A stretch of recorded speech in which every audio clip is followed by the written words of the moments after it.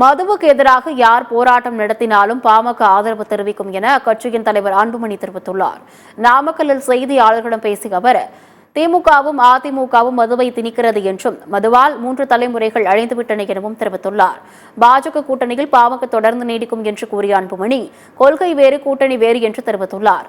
தேசிய கல்விக் கொள்கையை ஏற்காத மாநிலங்களுக்கு நிதி ஒதுக்கீடு செய்யாதது ஏற்புடையதல்ல என்றும் இதனால் மாணவர்களிடையே கல்விதான் பாதிக்கும் என்றும் தெரிவித்துள்ளார். இன்றைக்கு தமிழ்நாட்டில் மது என்பது மிக மோசமான ஒரு பிரச்சனை.